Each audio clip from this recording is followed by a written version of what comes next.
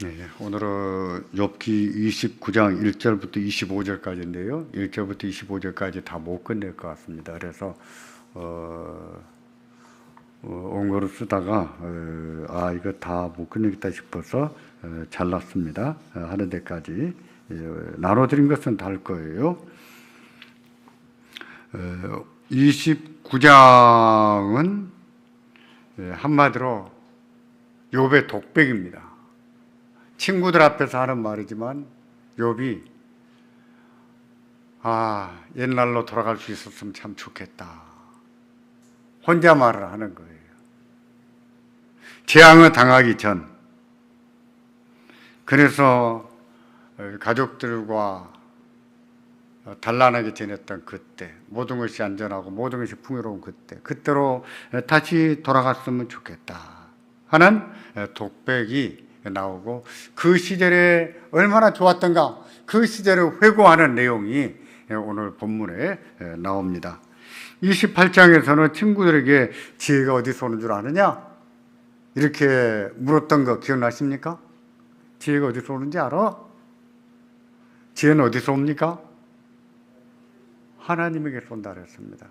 하나님을 경외하는 것이 지혜이고 악에서 떠나는 것이 명철이다 그랬어요. 여러분, 그 말씀에 공감하십니까? 정말 그렇다고 생각이 되세요? 예전에는 저는 그 말에 조금 거리감이 있었습니다. 지금은 아니에요. 정말 그렇다고 생각이 돼요. 우리가 뭐가 지은지, 어떻게 행동해야 되는지 다 알아도 그렇게 살지 못할 때가 있죠. 어떤 경우죠? 탐악이 지혜자를 우둔하게 한다 그랬잖아요. 욕심에 사로잡히면, 사나운 마음. 그러니까 욕심에 사로잡히고 또는 마음에 분노가 차오르면 이렇게 하면 안 되는데 하면서도 해버리잖아요. 어리석게 산다는 것이죠. 우리는 이처럼 알아도 그렇게 살지 못할 때가 있어요. 근데 하나님을 경외하는 사람은 어떻습니까? 욕심에 사로잡힐 때가 있고, 역시 분노가 차오를 때가 있지만 그 욕심을 버리고 살지요. 누구 때문에? 하나님 때문에. 억울하고 화가 날 때가 있지만 그 화도 비우고 살잖아요. 누구 때문에? 예수님 때문에. 그렇습니까? 안 그렇습니까? 그러시지요? 맞아요. 그렇습니다. 예수님 때문에 참고 살 때가 많이 있잖아요.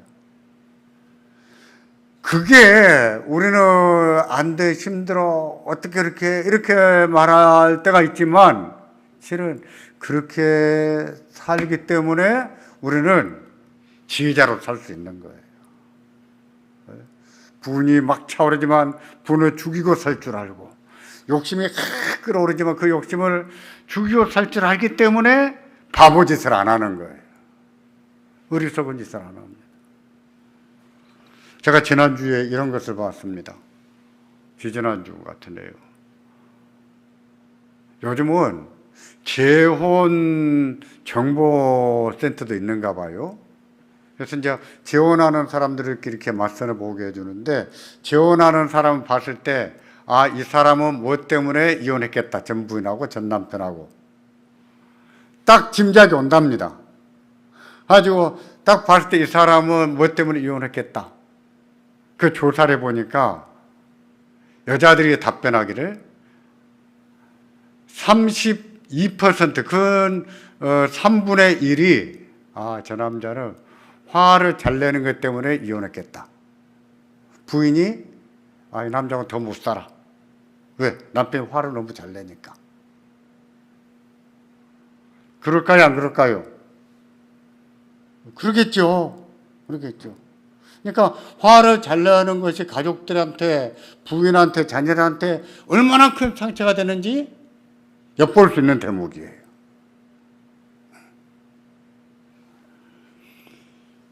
탐악이 지혜자를 우둔하게 한다 그랬잖아요. 욕심과 사나운 마음이. 그러면 안 된다는 거 알아요. 근데 그게 참아지나요? 안 되지요.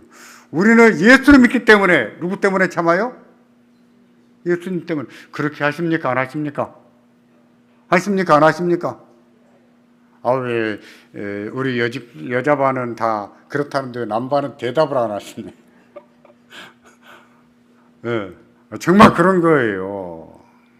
정말 그런 거예요. 그래서 제가 지난주 동작중앙교회 가서 그런 얘기 했습니다. 자기는 화를 잘 내는 편인데 이혼 안 하고 잘 살고 있다. 그거는 잘해서가 아니라 부인이 많이 봐주고 산 줄로 알아라 했어. 그럴까요? 안 그럴까요? 그런 거예요. 진짜예요. 정말 그런 거예요.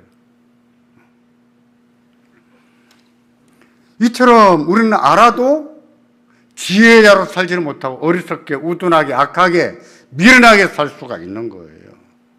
근데 여호와를 경외하는 그 마음이 있기 때문에 그런 마음을 버리거든요. 분노도 버리고 욕심도 비우거든요. 결국 무엇입니까? 나로 지혜롭게 살게 하는 것은 무엇입니까? 믿음이라는 것이죠. 그러니까 여호와를 경외하는 것이 지혜요, 악에서 떠나는 것이 명철이다 그랬거든요. 이 지혜와 명철은 같은 거예요. 그런데 여호와를 경외하는 것과 악에서 떠나는 것이 또 같으죠. 그러죠. 그러니까 악에서 떠난다는 것, 그게 믿음이 아니고서는 어떻게 떠나겠어요? 악에서. 그래서 여호와를 경외하는 것이 믿음이라고 하는 것입니다. 지혜라고 하는 거예요. 결국 악을 행하면 그것이 분노가 됐든 욕심에 사로잡혀 사는 게 됐든 인생을 잘 살까요? 살 수 없어요. 예. 말씀드린 것처럼 제일 큰 문제 그거잖아요. 보세요. 부부가 이혼하면 이혼 사유 첫 번째가 뭡니까? 성격 문제잖아요. 성격 갈등. 성격 갈등이 뭐예요? 서로 다투는 것이지. 그게 가정을 파탄시키는 거예요. 거기에서 떠날 줄 아는 것, 화를 잘 내는 마음을 버릴 줄 아는 것, 그게 믿음이에요.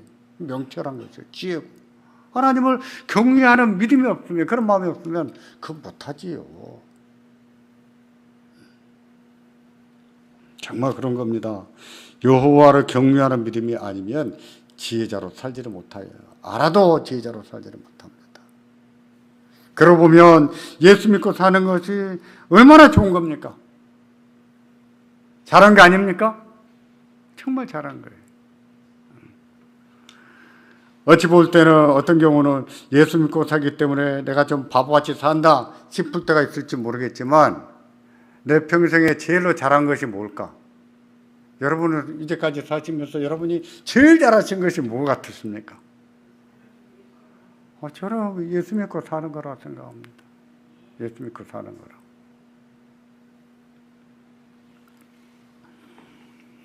이제 29장에 넘어가면 말씀드린 것처럼 옛날로 돌아갔으면 좋겠다. 그런 말을 하는데 1절에 보시겠어요? 1절에 나는 지난 세월과 하나님이 나를 부하신 때가 다시 오기를 원하노라. 옛날이 돌아오기를 원한다.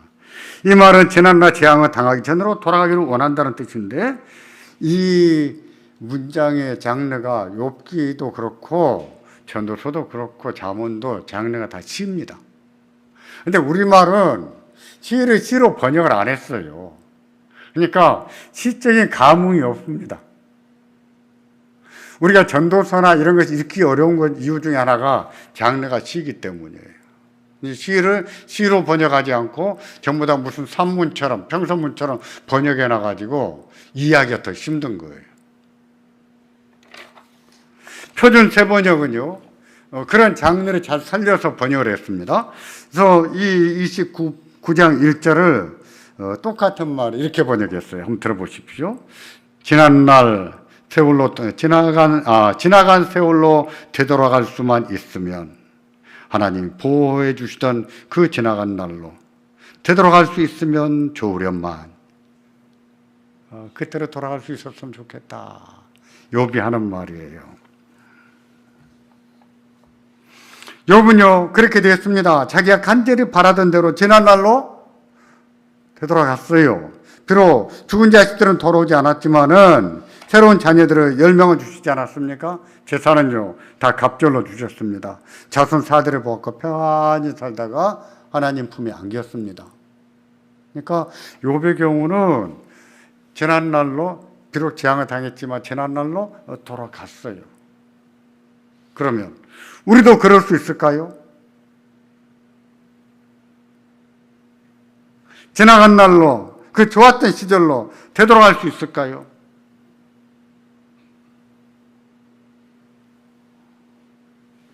그럴 수 있기를 바랍니다만 그럴 수 있을지 없을지 알 수가 없어요. 미래사는 알 수가 없습니다. 어디 뭐 기도 받으러 간다? 그런 짓 하지 마세요. 어리석은 짓이에요. 그런다고 아는 거 아니에요. 제가 은혜를 구하고 하나님 인도하시기를 구하고 살 뿐이에요. 그래도 가는 분들이 있을 거예요. 다 속는 줄로 알고 사십시오. 속는 거예요. 저는 그런 경우 참 많이 봤습니다. 기도 받으러 간다. 무슨 대학교 입학원서 쓰면서 성적 나온 만큼 쓰면 되는 것이 가나다라고는 기도받고 다 찍어서 옵니까? 미쳤어요, 미쳐. 그런 사람도 있어요. 기도받고 찍었으면 하나는 맞아야 될 거 아니에요. 본래는 기도받고 했으면 4개 다 맞아야 정상이죠. 그렇죠? 근데 하나도 안 맞아버렸어요. 근데 애들이 와가지고, 목사님, 이게 뭐예요? 뭐긴 뭐, 이건 막 믿음이 그런 믿음이지. 하나님이 실수한 거 아니라고요. 우리가 어리석은 신앙을 하는 거예요.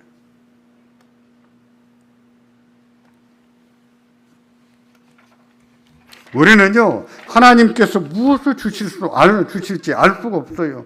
우리로서는 주시는 대로 받을 뿐이에요. 그러나 꿈은 가져도 됩니다. 지난날로 돌아갈 수 있었으면 좋겠다. 꿈은 가져도 돼요. 근데 그 꿈이 내 뜻대로 이루어지지 않는다 해도 괜찮아요. 꿈은 가져도 돼요. 그리고 기도하고 은혜를 구하고 살아야 됩니다. 그러다가 하나님이 다시 한번 지나간 날로 돌아갈 수 있게 해주시면 정말 감사하십시오. 그리고 이제는 다시는 그렇게 살지 마세요. 바보같이.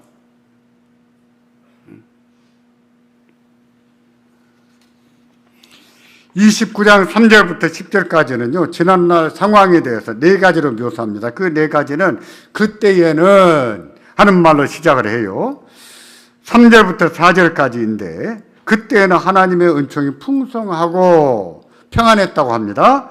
3절 4절 먼저 4절 상반절인데 같이 보겠습니다. 그때에는 그의 등불이 내 머리에 빛이었고 내가 그의 빛을 힘입어 암흑에서도 걸어 다녔느니라. 내가 원기왕성하던 날과 같이 지내기를 원하노라. 그 시절에는 원기가 왕성했었다는 뜻입니다. 그 시절에는 하나님의 등불이 욥의 머리 위에 비치고 있었다는 거예요. 그래서 욥은 어두운 길도 갈 수 있었다 그랬어요. 이 어두운 길은 뭐겠습니까? 밤길이겠어요? 아니지요. 위험하고 힘겹고 악도 많은 세상 길을 말하는 것이지요. 그런 길 가운데서도 사망의 음침한 길을 가도 넘어지지 않고 갈 수 있었다는 뜻이에요. 그리고 4절 하반절에 또 그때에는 하나님이 내 장막에 기름을 발라주셨도다 그랬습니다. 여기에 언급한 등불과 빛과 온기 왕성함과 기름이 의미하는 것은 무엇이냐면은 그것은 한마디로 하나님의 은총입니다. 풍성하게 하고 평안하게 하고 안전하게 하던 하나님 은혜를 말하는 거예요. 그때는 그랬습니다. 재앙을 당하기 전에 욥은 모든 것이 풍성했어요. 모든 것이 평안했습니다. 그때로 돌아가고 싶다는 거예요. 5절 6절입니다. 그때는 모든 것이 풍족했다고 또 말하는데 5절 6절 같이 보겠습니다. 그때는 전능자가 아직도 나와 함께 계셨으며 나의 젊은이들이 나를 둘러 있었으며 젖으로 내 발자취를 씻으며 바위가 나를 위하여 기름 시내를 쏟아냈으며. 그때는 하나님께서 욥과 함께 하셨고 그의 젊은이들이 그를 둘러 있었다고 했습니다. 그 젊은이는 누구를 말할까요? 욥의 자녀들을 말합니다. 그랬었죠. 욥의 자녀들은 욥을 둘러 앉아서 온 가족이 행복했습니다. 젖으로 발자취를 씻는다고 하는 말은 젖지 않은 짐승이 그만큼 많았다는 얘기예요. 그래서 젖지 않은 짐승이 많아서 젖을 막 째다 보면 젖이 튕겨 나갈 거 아니에요. 그래서 곁에 바닥에 땅에 젖이 이 짐승 젖이 흥건한 것을 말한 것이지요. 그것도 풍성함을 얘기하는데 바위가 기름을 쏟아냈다고 하는 것은 바위산에 심은 올리브 나무에서도 기름을 풍족하게 얻을 수 있었다는 얘기입니다. 유대 땅은요, 저도 가보지 않았어요. 책으로만 보고 배운 바는 이렇습니다. 골짜기라고 하는 것이 우리처럼 강원도 산처럼 깎아내리는 산 바로 있는 골짜기가 아니고 양쪽 산에 내려오면 시내가 흐르면 양쪽으로 한 100m, 200m 정도의 평지가 있습니다. 그걸 골짜기라고 해요. 그러니까 골짜기로 병거가 들어갔다 이런 표현도 그런 길로 들어갔다는 얘기고, 그런 골짜기에 뭘 심냐면은 거기서 제일로 중요한 농작물을 심어요. 뭘 심을까요? 밀, 보리, 밀보리를 심어요. 그리고 이제 등사판에 이제 산이 경사지잖아요. 경사지는데 이 골짜기가 가까우면 가까울수록 물이 많아요. 멀면 멀수록 물이 없지요. 유대 땅은요, 산의 높이에 따라서 60cm를 파고 들어가면은 바위예요. 좀 더 밑에 쪽에는 1m를 파고 들어가면 바위고, 더 안 되는 1m 50cm 이렇게 파고 들어가면 바위고. 그러니까 모래 위에 집을 짓지 말라 하는 말에서, 여기서 모래라고 하는 것은 그냥 우리 모래성을 얘기하는 것이 아니고 건기에 물이 싹 빠져버리고 나면 그냥 평지가 되는 땅을 말합니다. 땅의 구조가 그렇게 되어 있기 때문에 물이 잘 빠져요. 근데 이 평지, 골짜기에는 밀과 보리를 심고 그 다음에는 포도를 심어요. 그 다음에 감람나무를 심어요. 근데 감람나무는 더 고지되어 있는 것이죠, 이 포도보다는. 그리고 거기에는 물이, 땅이 더 척박한 것이죠. 그럼에도 불구하고 바위에가 기름이 넘쳤다 하는 얘기는 이 감람 열매도 풍성하게 맺었다 하는 뜻입니다. 우리가 알고 있는 욥, 그 욥이 재앙을 당하기 전에 가지고 있었던 모든 풍족함을 의미하는 것이죠.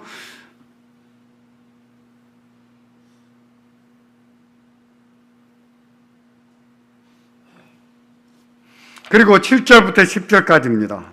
7절부터 10절까지는 성내 모든 사람이 자기를 존경했다고 합니다. 7절부터 10절까지 같이 보겠습니다. 그때에는 내가 나가서 성문에 이르기도 하며 내 자리를 거리에 마련하기도 하였느니라. 나를 보고 젊은이들은 숨으며 노인들은 일어나 서며 유지들은 말을 삼가고 손으로 입을 가리며 지도자들은 말소리를 낮추었으니 그들의 혀가 입천장에 붙었느니라. 욥이 재앙을 당하기 전에는 성문에 나가기도 했고 광장에 자리를 펴고 앉기도 했습니다. 광장은 일반적으로 성문 안에가 있었어요. 성문 안쪽. 그러니까 성문 안쪽이, 거기가 건물이 있었어가 아니라 거기가 바로 공회당이에요. 재판도 성문 앞에서 재판이 열렸습니다. 성경에 가끔 보면 재판하는 모습이 성문 앞에 모였다 이런 표현이 나오는데 거기가 공회당처럼 쓰인 곳이었어요. 욥이 성문에 이르기도 하며 거기에 자리를 마련했다. 자기 자리를 펴고 앉았다 그랬습니다. 그러면 자기를 본 젊은이들은 어떻게 했다고요? 숨었다. 왜 숨었을까요? 숨은 게 아니라 자리를 비켜 예의를 갖췄다는 얘기예요.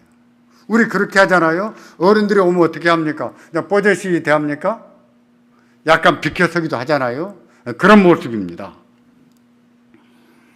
젊은이들이 비켜섰다는 거예요. 노인들이 일어나섰다 그랬어요. 이런 것도 우리 풍속 가운데서 찾아볼 수 있는 거예요.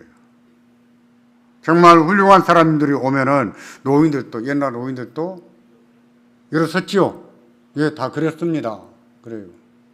제가 예전에 이런 일이 있습니다.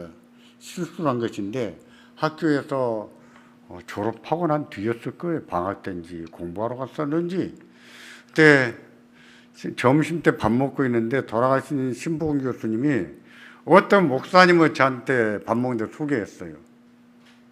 그냥 뭐 소개하려고 한 것이 아니라 그냥 그분 지나가면서 좀 인사를 시켜주셨어요. 근데 저희는 밥 먹다가 앉아서 안녕하십니까 이랬거든요. 그럼 됩니까? 안 됩니까? 요즘 아이들은 되겠죠. 우리 때는 안 됐어요.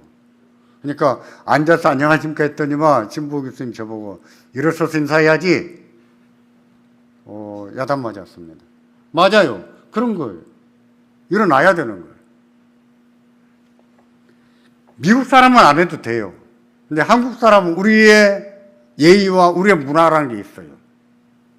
그런 거예요. 심지어 누구도? 노인도 그렇게 하는 거예요. 그게 예의를 갖추는 겁니다. 그 다음에 유지들은 말을 삼가고 손으로 입을 가렸다. 지도자들도 욥 앞에서는 말을 낮췄다. 함부로 말하지 않았다는 것이죠. 그들의 혀가 입천장에 붙었다. 그러죠. 말을 못했다는 거예요.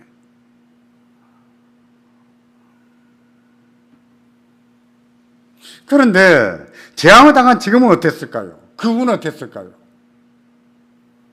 재앙을 당하기 전에는 젊은이들도 다 비켜섰는데 노인들도 다 일어섰는데 재앙을 당한 후에는 어땠을까요? 젊은이들이 비켜섰을까요?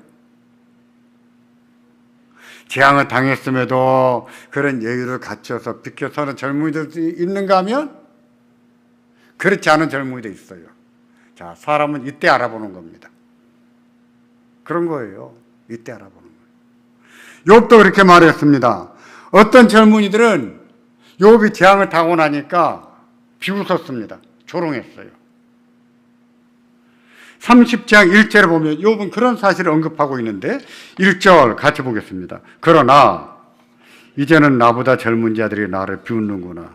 그들의 아비들은 내가 보기에 내 양떼를 지키는 개 중에도 둘만하지 못한 자들이니라. 한마디로 뭡니까? 근본이 없는 것들, 그런 뜻이죠. 근본이 없다. 배워먹지 못한 자들, 그런 뜻이에요. 이제는 재앙을 당하고 보니까 나보다 젊은 자들이, 어린 자들이 자기들이 비웃더라 그래요, 자기를. 근데 그들의 부모를 보면 내가 보기에 내 양떼를 지키는 종들이 아니라 누구만? 개만 또 못한 자들이었다. 그 개들 틈에 둘만하지도 못한 자들이었다.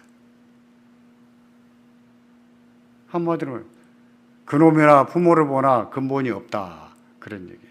근데 그런 놈들이 나를 비웃는구나. 뭐하고 나니까? 재앙을 당하고 나니까. 그렇죠. 그런 사람들이 있어요. 있습니다. 근데 재앙을 당했을지라도 그를 긍휼히 여기고 그를 더 배려하고 존중하고 이런 사람도 있습니다. 그런 때 사람은 알아보는 거예요. 그런 때.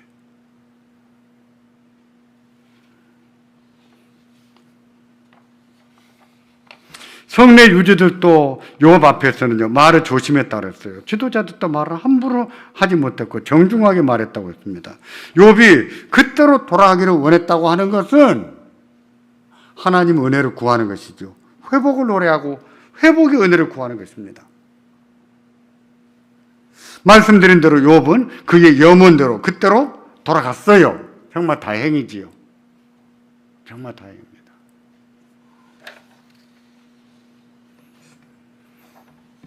우리는 그런 일이 없기를 바랍니다만은 그것은 우리의 바람일 뿐이고 살다 보면 무슨 일을 만날지 알 수가 없어요. 알 수가 없습니다. 욥은 재앙을 당할 것이라고 생각이나 했겠습니까? 못했지요. 근데 우리가 그런 일을 만난 후에 그런 처지에서 돌아갈 수 있는 기회가 있을까요? 앞에서도 말씀드렸지만 그건 알 수가 없는 문제입니다. 그럴지라도 우리는 꿈을 가질 수 있어요. 소원을 가질 수 있어요. 하나님 앞에 은혜를 구할 수 있단 말입니다. 하나님, 그 시절로 다시 돌아갈 수 있었으면 좋겠습니다. 저를 불쌍히 여겨주시기를 바랍니다. 은혜를 구해야 됩니다. 도무지 불가능할 것 같아도 기적은요, 누가 베푸십니까? 누가 베푸십니까? 하나님이 베푸세요. 있어요. 지금도 기적은 있습니까? 없습니까? 있어요. 기적 같은 은혜를 베푸실 수 있어요. 그러므로 우리도 욥처럼 그런 일을 겪었을 때 그렇게 하나님, 제가 옛날로 돌아갈 수 있었으면 좋겠습니다. 구할 수가 있다는 얘기지요.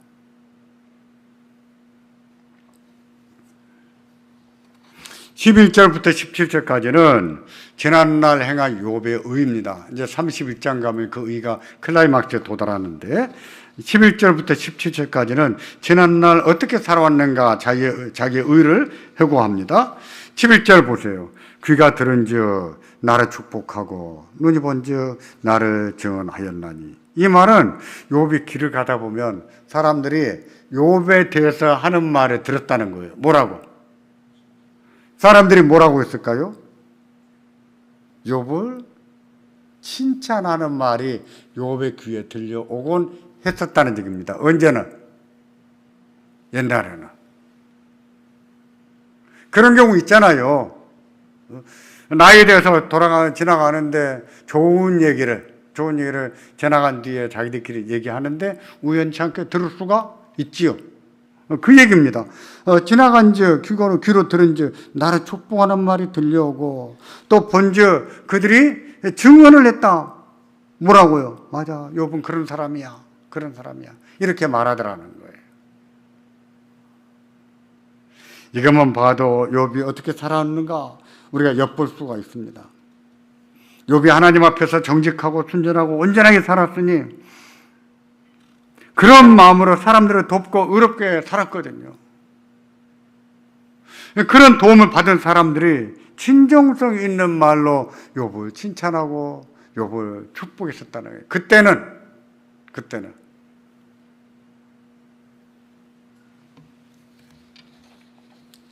12절부터 17절까지 보면은 사람들이 왜 칭찬했는지, 왜 인정했는지 이유를 밝히는데 12절 같이 보겠습니다. 이는 부르짖는 빈민과 도와줄 자 없는 고아를 내가 건졌습니다. 망하게 된 자도 나를 위하여 복을 빌었으며 과부의 마음이 나로 말미암아 기뻐 노래하였느니라. 내가 의를 옷으로 삼아 입었으며 나의 정의는 겉옷과 모자가 같았느니라. 나는 맹인의 눈도 되고 다리 저는 사람의 발도 되고. 욥이 가난한 자, 헐벗은 자들을 얼마나 잘 돕고 살았는가를 엿볼 수 있는 대목이에요. 정말 가난한 자와 고아를 잘 돕고 살았습니다. 망하게 된 사람과 과부도 그들이 기뻐 노래할 만큼 잘 돕고 살았어요. 맹인에게는 눈이 됐고 다리 저는 사람에게는 다리가 되어줬다 그랬습니다.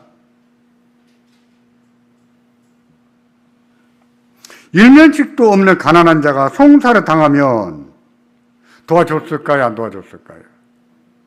도와줬어요. 이기도록 도와줬어요. 어떤 악한 자가 가난한 자의 재산을 빼앗으려고 하면 그의 턱뼈를 부숴가면서 빼앗아간 물건을 찾아서 돌려줬다 그랬습니다. 16절과 17절이에요. 같이 보겠습니다.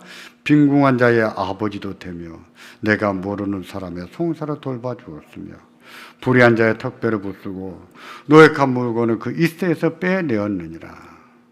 욥은 빈궁한 자의 아버지가 됐다. 가난한 자의 아버지가 됐다 그랬어요. 도대체 얼마나 잘 돕고 살았으면 이렇게 말할 수 있겠습니까? 잘한 것이지. 심지어 내가 모르는 사람의 송사를 돌봐줬다 그랬어요. 그래서 불의한 자, 악한 자가 재판을 통해서 그 가난한 자의 물건을 뺏으려고 하면은 턱뼈를 부숴버리면서 노획한 물건을 뺏어냈다. 뺏어 돌려줬다 그래요.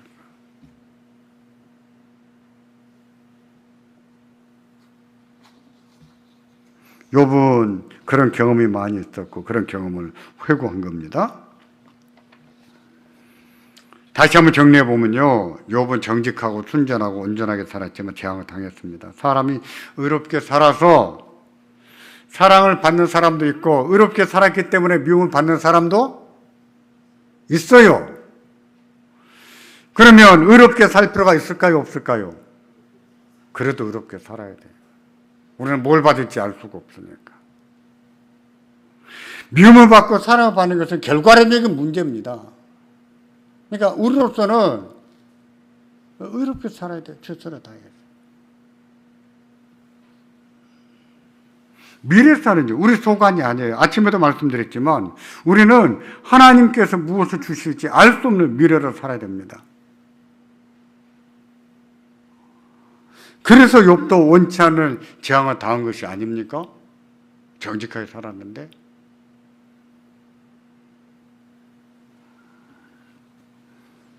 우리도 그럴 수가 있다는 말입니다. 평안하게 살다가 원치 않는 재앙을 만날 수 있고 아픔도 당할 수 있다는 얘기입니다.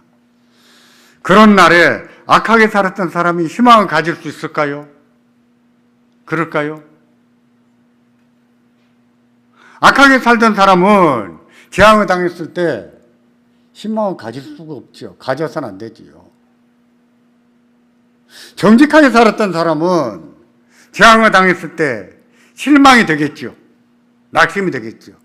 낙심이 되겠지만 이런 사람은 희망을 가질 수 있어요. 가져도 돼요. 왜? 하나님이 보고 계시니까. 하나님 기억하고 계시니까. 욥도요, 내가 지난날로 돌아갈 수 있었으면 좋겠다 하고 말한 것도 어쩌면 그가 정직하게 살아왔기 때문에 더 그처럼 말할 수 있지 않았을까 싶어요. 만일에 악하게 살았다면 내가 지난날로 돌아갈 수 있었으면 좋겠다 이렇게 말할 수 있겠냐고요. 할 수가 없는 말이에요. 그러고 보면 믿음으로 의롭게 사는 것이 얼마나 중요한지 모릅니다. 우리는 뭘 만날지 알 수가 없지만, 사랑을 받을지 미움을 받을지 알 수가 없지만 오늘 정직하게 믿음으로 의롭게 사는 게 중요한 거예요.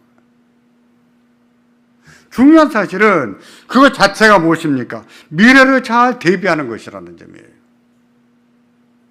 성경이 그렇게 가르치잖아요. 전도서가 우리는 알 수 없는 미래를 산다. 그 미래를 잘 대비해야 된다. 미래를 잘 대비하는 것이 무엇인가? 라고 할 때 첫째는요, 오늘을 열심히 살라고 합니다. 오늘은 열심히 살아야 된다. 그게 미래를 대비하는 거예요. 두 번째는 가난한 자를 많이 돕고 살아야 된다라고 말해요. 그래서 강물에다가 무엇을 버려라? 내 식물을 버려라. 그러면 여러 날 후에 다시 찾을 것이다. 강물에다가 식물을 버려보세요. 다시 찾을까요? 못 찾을까요? 못 찾을 것 같아요. 근데 찾는 일이 있단 말입니다. 누가 찾게 하겠습니까? 하나님이 하시는 거예요. 세상에는 뭐가 있습니까? 봉의 원리가 있어요. 하나님이 심는 대로 거두게 하시는 은혜가 있어요. 때문에 많이 뿌리고 살라고 그러잖아요. 7에게나 8에게나 하고 말하잖아요. 이것도 하고 저것도 해라 하고 말하잖아요. 뭘 거둘지 알 수가 없다 그랬어요. 하나님 뭘 주실지 알 수가 없습니다. 그래서 오늘 살면서 어려운 이웃들, 가난한 자들을 많이 잘 돕고 사는 게 중요합니다. 그게 여러분의 미래를 대비하는 거예요. 세 번째는 하나님을 경외하는 믿음으로 사는 것입니다. 세 번째는 하나님을 경외하는 믿음으로 사는 것이 미래를 대비하는 대비책이에요. 전도사는 이 세 가지를 말합니다. 특별히 이 셋 중에서 두 가지를 많이 강조하지요.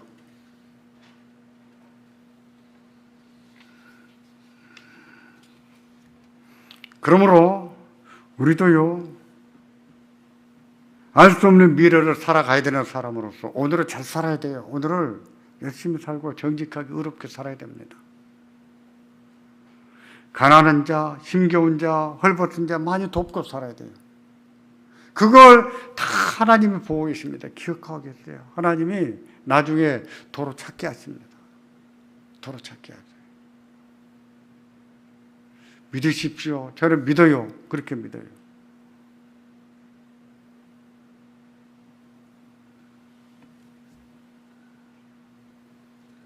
욥이 지난날로 돌아갈 수 있었으면 좋겠다. 그때의 사정과 형편을 보면 도무지 불가능하게 보입니다. 그게 어떻게 가능하겠어요? 그게 하루아침에 되겠습니까? 하루아침에 될 일도 아니에요. 욥도요, 나중에 회복이 된 것도 우리는 마지막 장 한 장에서 욥의 회복을 다 봐버리지만 그게 수십 년 걸린 거예요. 수십 년 걸린 겁니다. 그 한 장이 수십 년짜리예요. 욥이 제기할 때, 욥이 재앙을 당했을 때는 형제들도 다 떠나갔습니다. 친구들도 다 떠나갔어요. 욥의 도움을 받았던 사람들 다 떠나갔어요.